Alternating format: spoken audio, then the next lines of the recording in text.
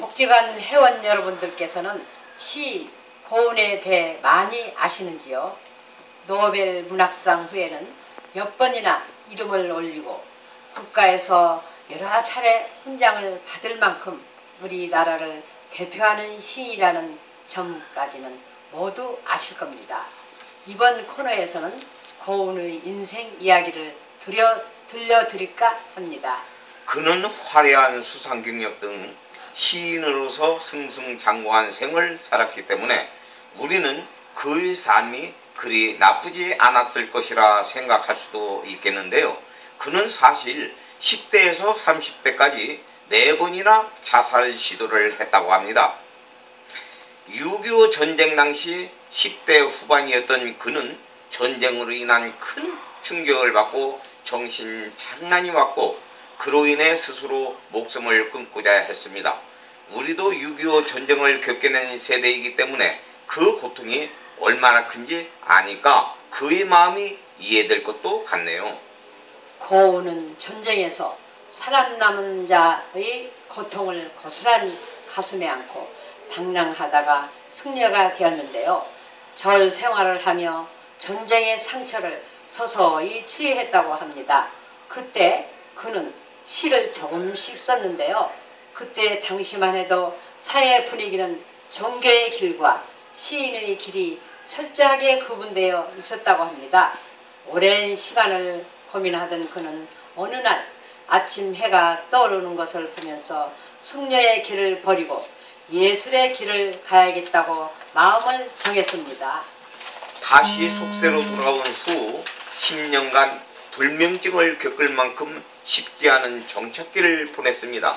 그러나 그는 시대적인 변화에 맞추어 자신 스스로를 적응시켰고 결국 지금에 이르러서는 많은 사람에게 시를 통해 희망을 전하는 성공한 시인이 되었습니다. 네, 어떤 인터뷰에서 고운 시인이 시는 무엇인가 하는 질문을 받고 이렇게 대답을 한 적이 있었습니다.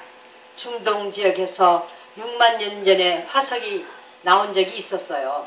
조사를 해보니 소년의 유골이었어요. 그런데 유골 이마 옆에 히아신스 꽃이 있는 거예요. 6만 년 전에 엄마는 지금의 엄마가 아니었지요. 겨우 동물 비슷한 존재였을 거 아니에요? 그런데 자식이 죽었을 때 그 옆에 히아신스 꽃 하나를 꺾어 놓아두고는 슬퍼하면서 지금보다 더 좋은 데로 가거라 염원했을 겁니다. 이것 자체가 시예요. 그 마음에 기껏 일부를 활자화한 것이 오늘의 시랍니다. 시는 인간 누구에게나 다 있는 거예요. 독자들 모두 자기 안에 이토록 아름다운 시가 있다는 것을 알고 또 잊지 말았으면 합니다. 마음이 따뜻해지는 대답이었네요.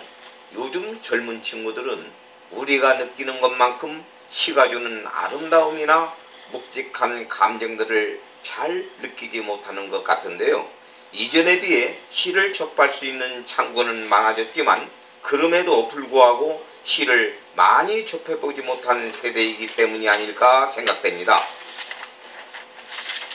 맞습니다. 세대 간의 시의 아름다움에 대해 이야기를 나누며 의견을 함께 공유할 수 있는 분위기가 많이 확산되면 좋겠는데요. 핸드폰으로 우리 아들, 딸, 손자, 손녀에게 좋은 시를 자주 보내면서 읽어보라고 하는 것도 좋은 방법이 될 수 있겠네요. 그렇게 해서 쉽게 친밀감을 높이는 방법도 있었네요. 역시 임 여사님이십니다.